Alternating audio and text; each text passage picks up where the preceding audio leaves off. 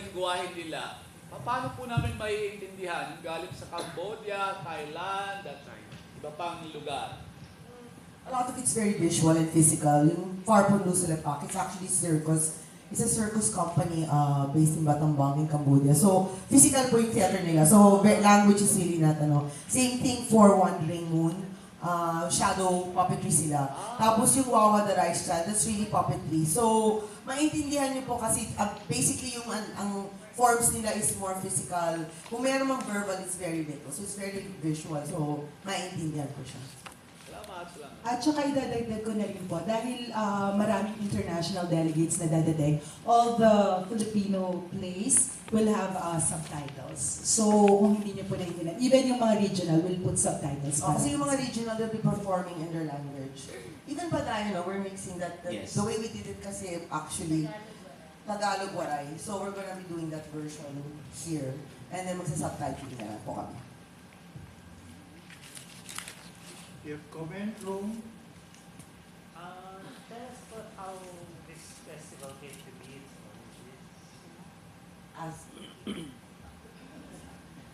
At this festival, when we were designing the program for the 50th year, so after we already decided what the season would be composed of, we thought that since PETA's life naman talaga has been enriched by its many years of partnership work, we thought that an important component would be to feature the works of our partners because they're very much part of our 50 years, no? And so we thought of having a festival.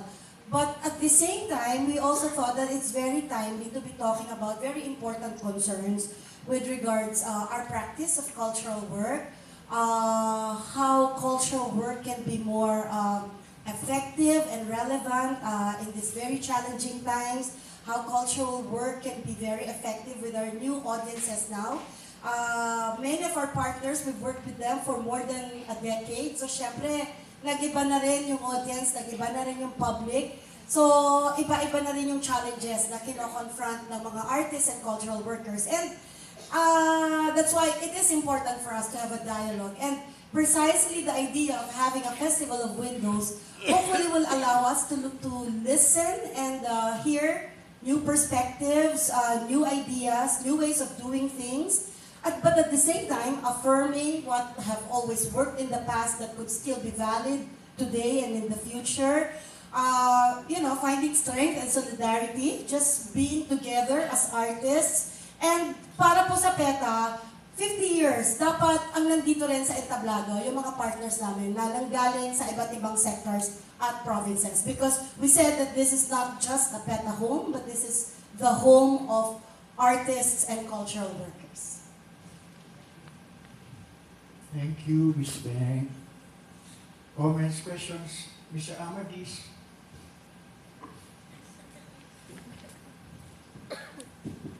I'm thinking ahead, no?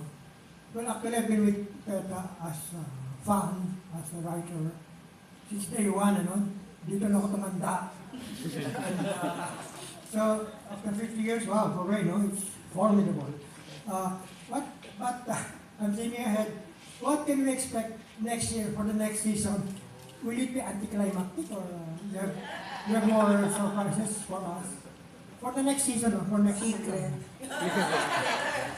Secret daw. Amadis. Next season, we're taking it slow. Nakakapagod. Maaga kami magbabakasyon. Yeah, we're ending the season. Yung calendar ng PETA talaga is July to March, half and half kami. But because of this, parang we end the 50th year in December. But actually, in Feb, we're going to be doing a very serious play. Kasi, para malaman nyo na marunong rin kami mag-tech space. We're doing a translation of Night Mother. And that's what we're going to be doing for February. So it's a very serious but beautiful play. I hope you come and support it. And yung following months, we'll keep you abreast na lang kasi naano pa kami. We're still finalizing the plan. Sige, well, ano na lang to tell you when it's finalized na. But that's what we're doing for February. We're doing an adaptation of Night Mother. And secret na sino pag ready na.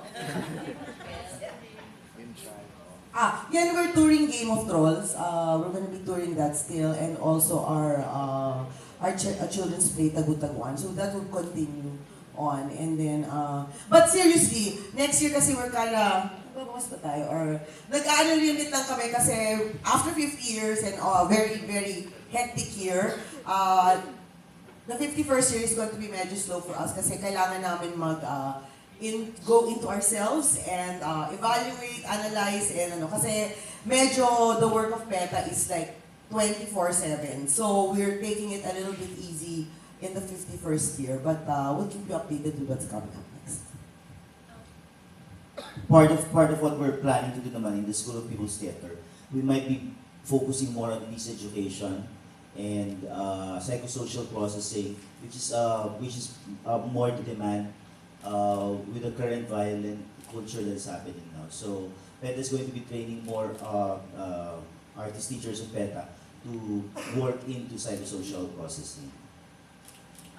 Gani, kaya nga importante sa amin itong Festival of Windows kasi instead of being so activity-driven and doing, the working towards the 50th year has been really a 24/7 job. So the Festival of Windows is a time to listen to our partners, people who are doing work on the ground. Where are we going? What are the problems? Ano ba dapat ang tugunan? At saan dapat pumunta? So it's a less activity, more looking in and together with fellow partners, then looking out. But we have to do reflection time, no? Also, I hope that you really help us put it out there. I think one of the things with Festival of Windows is also to focus dun sa isang aspeto ng PETA, which is really very important. It's our education work, it's our organizing work. So parang a lot of people yata don't really know yung kalahati ng PETA kasi kalahati po yun ng buhay namin. So, the RM siguro is more in response to that our work. So, sana we were hoping within those 5 days, maintindihan rin ng mga audiences namin, nanonood, and all the other people, the other part of the work that we do. And they're really connected. Ang tingin nga namin sa trabaho namin, Lemniscate. So parang as artists, we learn, we perform, then we go out to the community, we learn from them, and then we bring that back on stage. So that's our life. Parang it's like a Lemniscate going in and out. And sana maintindihan yun. And it's also a time for us to share how we've used theater, applied theater in our different advocacies, which we are also very interested in sharing with people because I'm sure there are people who want to know and understand and create their own advocacies. And sana yun yung maging platform namin para ma-share namin paano namin ginagamit yung teatro sa iba't ibang klaseng advocacy. Kaya nga ang laki ng pasasalamat namin sa Ramon Magsaysay Award because they highlighted that part of our work which is so least known. Halimbawa, hindi alam ng napakarami na sina Gail, sina Ye, yung isa sa mga nag-perform dito, they spent almost 2 years of their life in Leyte, 3. Yung nakababad sila dun sa community, finding out, really working with the people, how can the arts benefit them, especially with regard to disaster risk reduction management, and that was what was highlighted by the Ramon Magsaysay. So, importante po yung Ramon Magsaysay Award. Importante po yung narito kayo, you take time out because we so rely on you to interpret our work, especially the type of work that is not as sexy as a performance. Diba, mas sexy yung performance with stars here sa stage, pero our work in the community, sometimes it doesn't really get highlighted. So, At siguro, iti-take ko po yung, lalo na sa konteksto ngayon, sa sitwasyon ng bansa natin ngayon, ang daming requests for PETA to use arts and theater para maproseso yung mga tromang nararanasan ng mga kasamahan natin dito sa Maynila, dun sa ibang mga parts ng Visayas, and even lalo na sa Mindanao. So, bahagi po ng pag-aaral din ng PETA, siyempre yung usapin ng Bangsamoro history, peace building, and processing trauma dun sa mga war and conflict, mga children caught in conflict situation in Mindanao. Those were also experiences na kailangan din namin mag-aral bilang mga artist teachers, na hindi ka lang din talaga susugod kasi mahirap din yung sitwasyon. And I think that's what we will be doing from now until the early part of the 50th first year kasi we are being asked to assist our community partners and our school partners in those areas. So, yun po siguro yung mahalagang bahagi na mahalaga na ibabahagi din namin. Na hindi lang sa usapin ng disaster risk reduction, but most importantly, lalo na dun sa usapin ng EJK ngayon sa mga communities, paano natin sinasalo yung mga pamilya na survivors. Ito.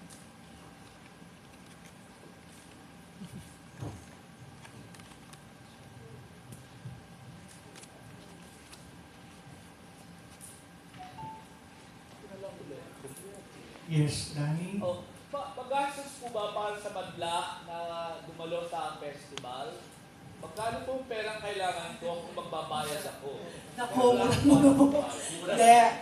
we really tried to make, kasi nakita niyo naman po yung kapal ng programa, both in performances and workshops, at sa dami ng artists na trinay namin i-bring. Pero sinubukan po namin talaga na gawin siyang very affordable, lalo na sa mga estudyante, to bring more people to the festival.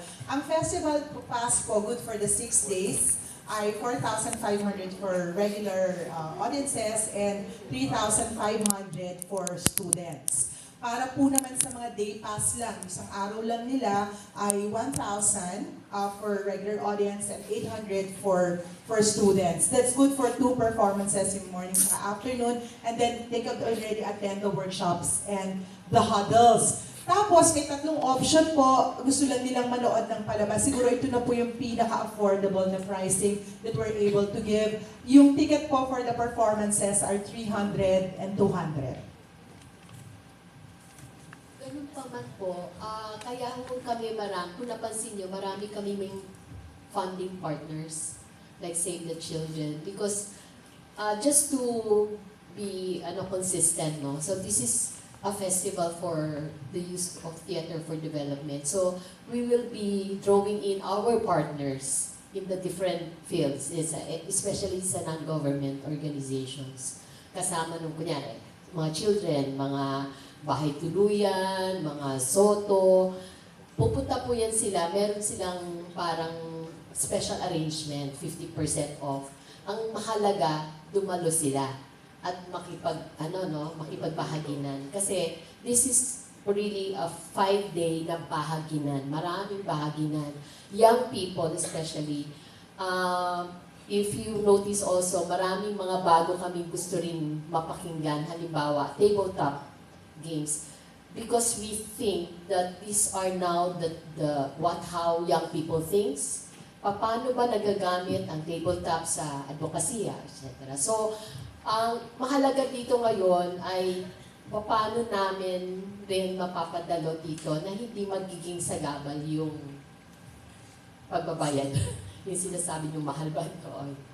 Are you targeting the elite schools like Ateneo and Lasal and Assumption, Convent? Meron po kaming ino-organize dun sa mga huddles and the workshops. We are organizing siguro iba't ibang grupo kasama na po din yung Ateneo, yung UP, and Assumption, and Lasal. Yung isa po din, yung CSP, institutional partner po namin sila. So faculty, members, and students will be part of the volunteers at meron po sila mga slots din sa huddles. Tapos meron din po kaming mga ilang estudyante na kinakausap at mga guro na papuntahin nila dito yung kanilang mga estudyante para sa day pass or at least man lang yung mga performances in the evening. Very affordable kasi pinabana po. Dahil nga po sa ibang partners namin na nagbigay din ng kanilang ambag or contribution dun sa festival, talaga pong binaba namin siya para mas maraming audience po yung maabot. At At saka po in the PETA tradition of having the Theater Appreciation Program Fund where we get donations and sponsors so that we can subsidize those who really cannot afford the tickets. So may mga available scholarships po. So sana patulong din ma-promote those who would like to help naman, send different students or out-of-school youth to attend the festival. Meron pong ganun na opportunity.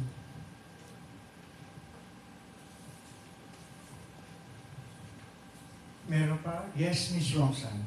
How many participants do you expect for the entire duration of the festival? Doon pa lang po sa official delegates, we've counted, yung nandun sa loob ng theater at any given time, from the workshops to the, parang 300. Kasama na po doon yung staff, performers. We've encouraged a pool of volunteers. Ang dami pong nag-volunteer na gustong tumulong sa festival. When we made a call for volunteers, na-overwhelmed po kami sa dami considering that we're not offering financial remuneration. So, ganun po yung tumatakbo bawat araw. Hindi pa po kasama doon yung mga audience sa palabas at saka yung mga nag-i-enlist. International delegates, right now we're counting almost 100 international delegates. Some of them registered as delegates. They paid the passes and all that. And nagulat po kami ulit kasi just yesterday there were a couple of registrations from India, one from Korea, a lot from Taiwan, our partners in Taiwan and Hong Kong. So we expect really a lot of people to be